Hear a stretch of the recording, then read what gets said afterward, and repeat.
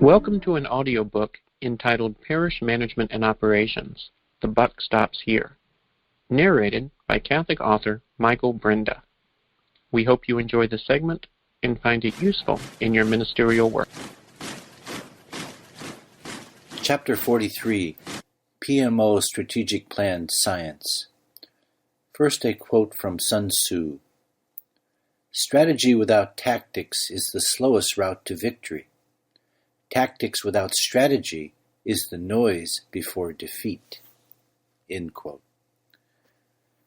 Perhaps you are thinking that if the strategic plan is as crucial to building superior PMO as has been explained above, and the Church certainly desires superior PMO, there must be something already in existence, some PMO strategic planning roadmap already created, so you do not have to reinvent the wheel and start from scratch. Well, you are correct, but only up to a certain point. The good news? Yes, there are adaptable strategic planning tools currently available to you, flexible tools that will help you build a plan to address the precise PMO needs where you are. You will have to customize the basic PMO strategic plan outline to fit your exact scenario, but you do have access to tools that will assist you in the analysis and creation process. However, what you must also know is precisely, tactically, how and why to apply these strategic planning helper tools within your parish. No wise craftsman picks up a tool he does not yet know how and why to deploy for the job at hand. As such, a word of caution.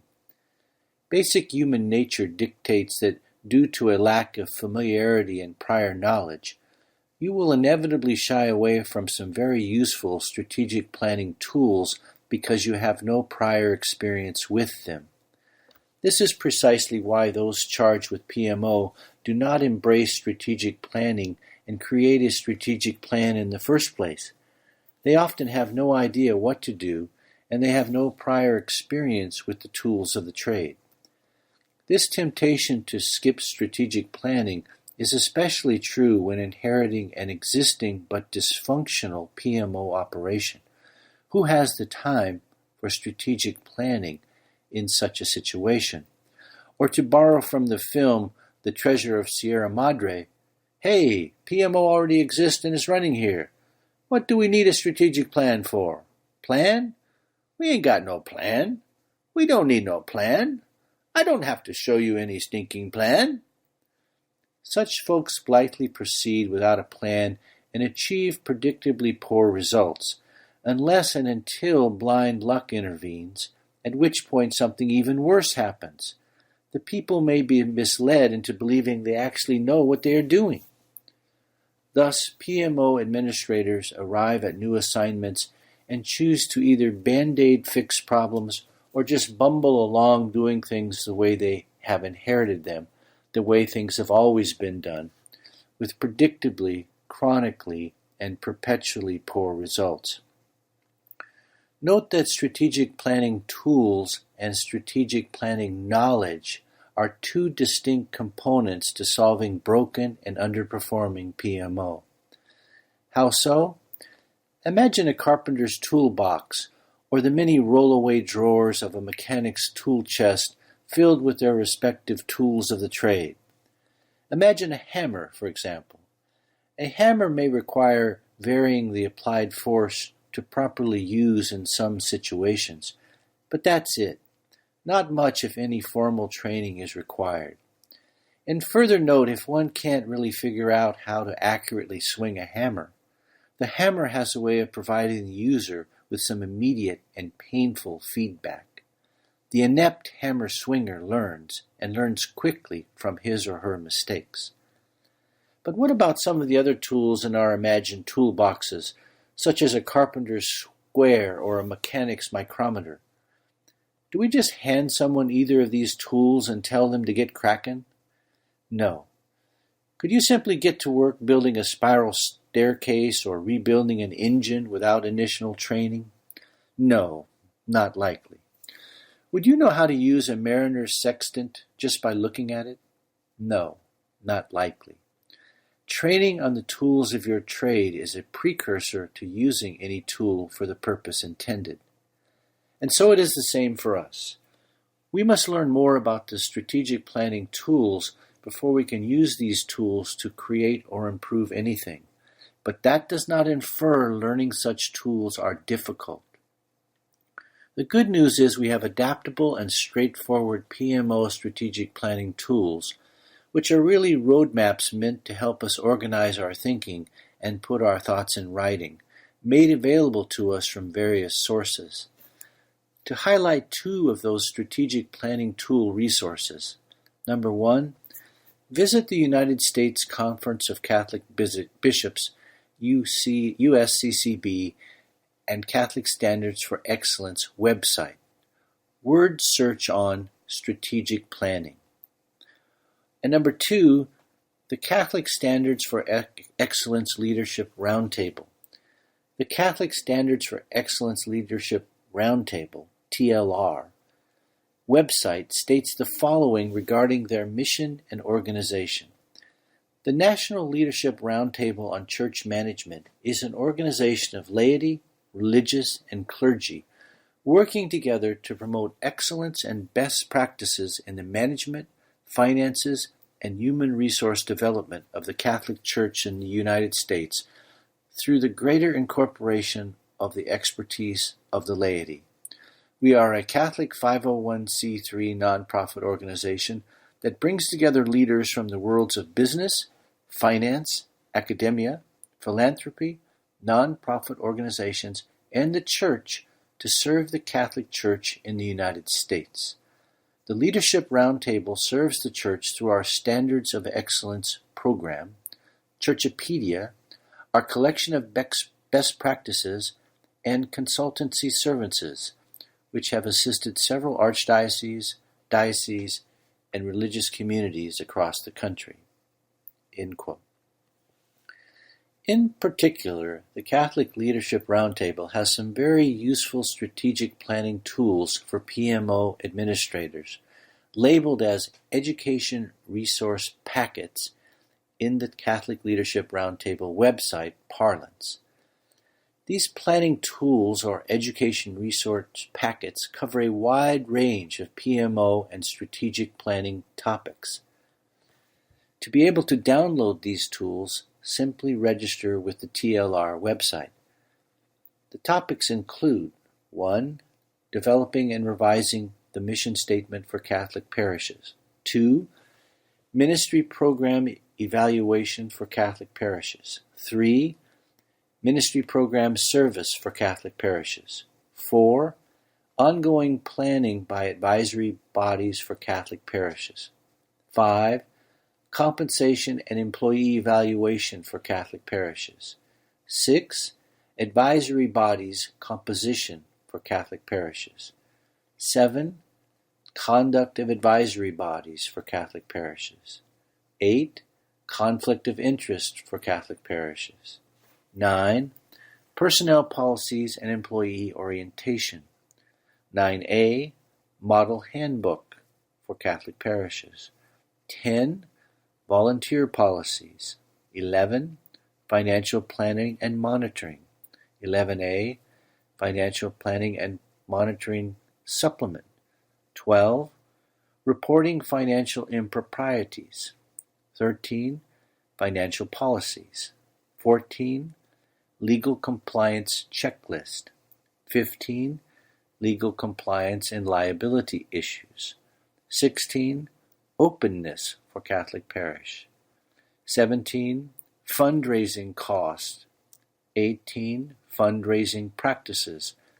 19. Solicitation and acceptance of gifts. 20. Employment of fundraising personnel and engagement of fundraising consultants. 21. Public policy advocacy promoting public participation for Catholic parishes. 22. Efforts to educate the public. 23. Implementation of the USCCB Charter for the Protection of Children and Young People. 23a. Parish Charter Implementation Supplemental Resources. 24. Information Technology Planning for Parishes. Through the TLR website, you now have access to one source, but not the only source, of PMO strategic planning tools and information. There are many other sources of information written specifically for business use, but with little to no change required are equally useful in PMO. Simply word search sample strategic plans or similar phrases. But what remains to be addressed are the two challenges mentioned above. Number one, where do you start the PMO strategic planning process? And number two, how do you use the various strategic planning tools? Chapter 44. Observe, question, listen through the culture lens. First, a quote from Peter Drucker. Plans are only good intentions unless they immediately degenerate into hard work. End quote. Be it large or small or somewhere in between, you will have some administrator role upon arrival at your assignment. Something, someone, or some group will report to you. The results they produce, or the lack thereof, are by definition ultimately your personal responsibility. However, you must resist the tendency, resist the desire upon arrival to live the cliché, let's roll up our sleeves and get to work. Why? Because you are not ready for that step yet. Aside from putting out random emergency fires as mentioned above, you have only to make the time to complete the following step-by-step task to begin the strategic plan creation process. Building your strategic plan is a step-by-step process detailed for you here. Follow these steps. Step 1.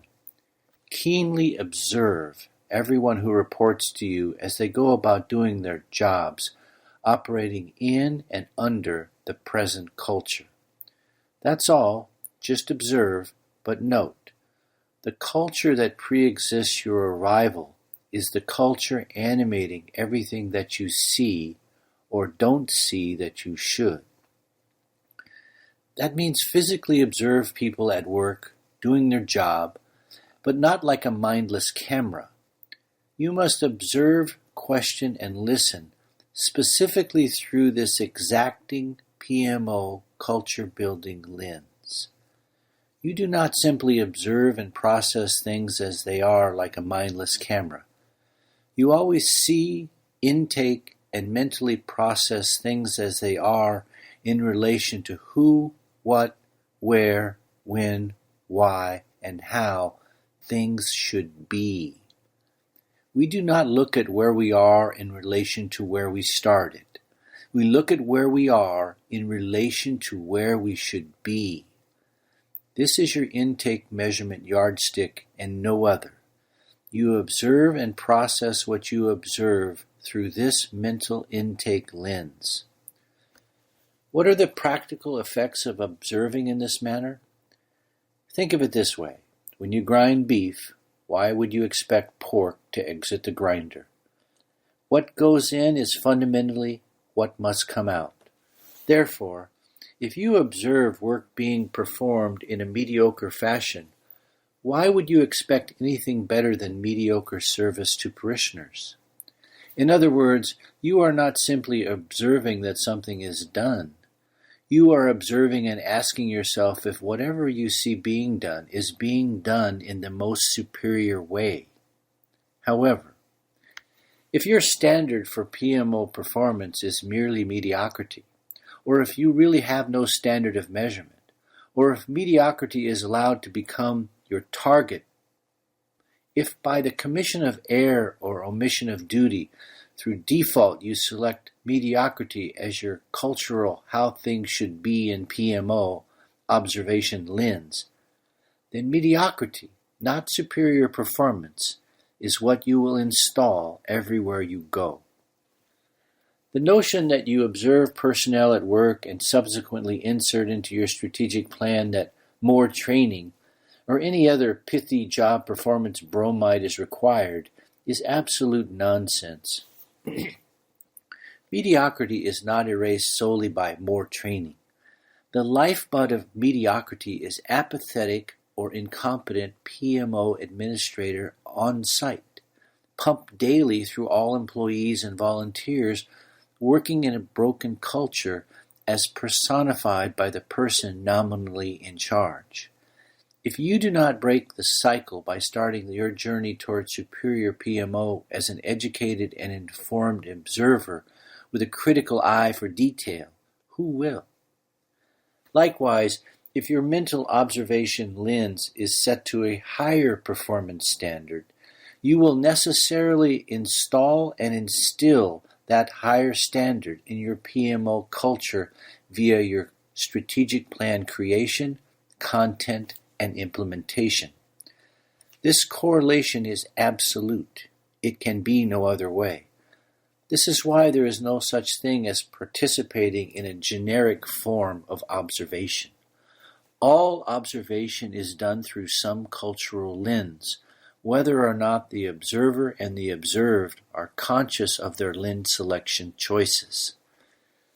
During this critical observation phase or step, the PMO administrator is observing employees and volunteers through, hopefully, their own correct culture lens held in their mind as defined via their statement of culture, which is supported by their correctly formed and enhanced mission statement language. Further note the reciprocal is true. The employee or volunteer will view the observing PMO administrator also through the correct culture lens, eventually, but not upon your arrival. Therefore, it is when we have a mismatch in culture lens choices that we have problems, and this is precisely where you are at this point when you inherit broken PMO. You know the culture you want, but the employees and volunteers do not yet know the culture you want. That's the bad news. The good news? Given this reality, simply choose a higher standard, superior, and you will attain the superior standard, provided you can model and execute by personally demonstrating this standard to others. Do you see this simple but profound truth that begins with intelligent and informed observation? Choose a higher standard, superior, and you will obtain the superior standard, provided you can model and execute. Most employees and volunteers, but sadly not all, intrinsically desire to do their job the way the boss wants the job done. The catch? In the absence of clearly knowing what the boss wants, each employee or volunteer is free to define what superior performance means, which is another way of saying that each employee is free to define the organization's culture. This is the basic recipe for mediocrity in PMO, or worse.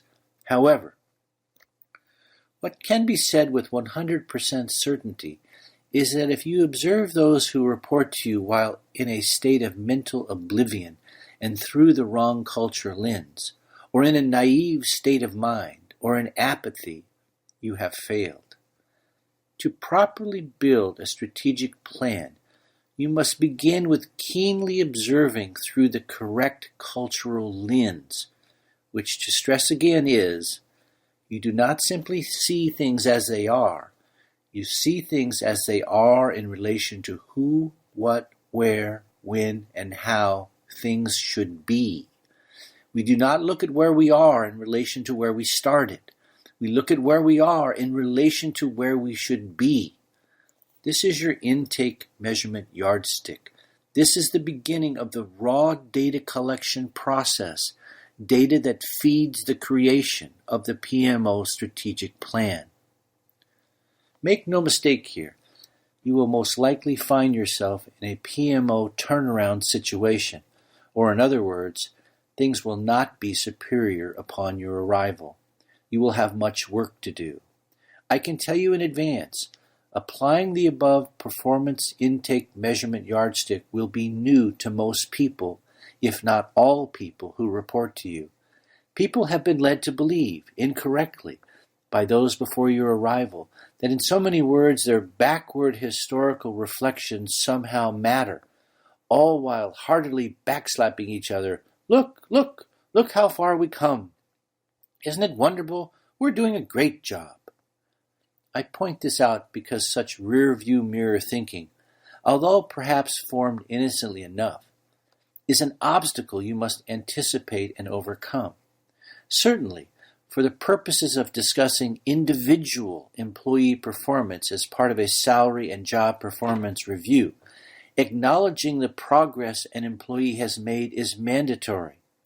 But for the purposes of observing and measuring collective and overall departmental PMO progress, this "look how far we have come" measurement yardstick is a gravely flawed and useless yardstick. Organizationally speaking, nobody cares how far you have come from where you have started. What matters is where you are in relation to where you should be. When you can look at where you are and know that where you are is where you should be, then you can celebrate. Otherwise, on to your next integral step. Step 2. Question. As necessary while you are observing people working through the correct culture lens, collect data for your strategic plan by asking questions of anyone who reports to you, especially any why formatted questions. For example, why do you do such and such that way? You must ask a question any time you do not understand, or perhaps think you understand but still want to check yourself, about the who, what, where, why, when, or how of anything or anyone that reports to you. Assume nothing, especially do not assume you understand anything if there exists the slightest possibility you may not understand. When in doubt, ask questions. However, this is paramount. At this data collection stage, offer no comment, feedback, or criticism of the answers you receive. Poker face at all times. Reveal nothing.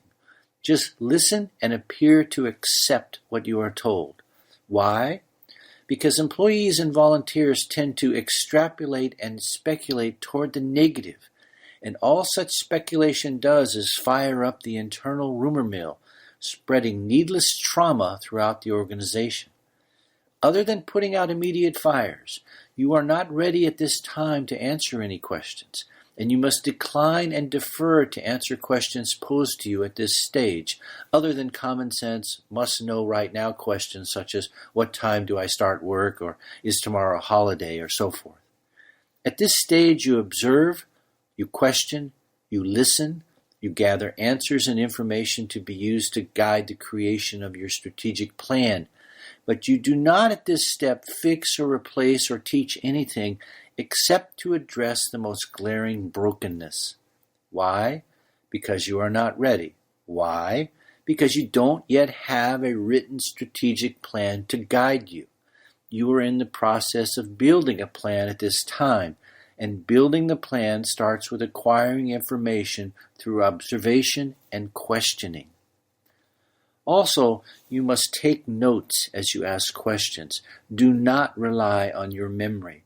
You can either write notes as you make your observation and ask questions, or you can write your notes immediately afterward. But either way, you must document this PMO information collection and observation process. Why? First and foremost, you are creating a picture of what is. You need the exact answers as they are given to you in order to analyze what to address when creating your PMO strategic plan. And if you want to discuss anything with a colleague, you also need more than foggy recollections. You need accuracy and precision in the collected information. But there is also another important reason to document as a habit of PMO administration. Documentation is the precursor ingredient to employee or volunteer praising, salary increases, terminating employment, or dismissing a volunteer. Most critically note, no documentation, no termination. And why in the world would you want to allow a personnel file void of the truth inhibit terminating an employee who is not a fit? More on this important topic in the chapters on hiring and firing. Therefore, you must learn the habit of personnel documentation when any personnel report to you on the org chart. Again, you do not have to like the process, you just have to do it. Finally, step 3, listen. Listen to the answers you receive from paid staff and volunteers, and as you listen intently for coherent, defensible, efficient, and logical answers. Specifically, when you ask why something is done in a particular way, and you must ask this question even if you know or think you know the answer, be especially tuned to answers that amount to, "I'm not sure why we do it that way," and the wildly popular but terribly flawed, "We do it that way because that's the way we've always done it here." Nothing will anchor and condemn you more firmly to mediocrity in life than "we do it that way because that's the way we have always done it." That answer is as corrosive to the speaker as it is stupid for the receiver to live perpetually under. A German proverb, "What's the use of running if you are not on the right road?" End of the proverb. Further note, you cannot observe PMO, form questions based on what you observe, ask your questions, and then listen intently to the answers with your cell phone ringing and an assortment of other distractions and interruptions pulling your mind and body in various other directions. If you are going to do your PMO administrator job well, when you are wearing your PMO administrator hat, you must give it your full and undivided attention, or you are wasting your time and everyone else's. This is most especially true during the 3 discovery steps described above. Success at this stage is not about spending an inordinate amount of time on this task.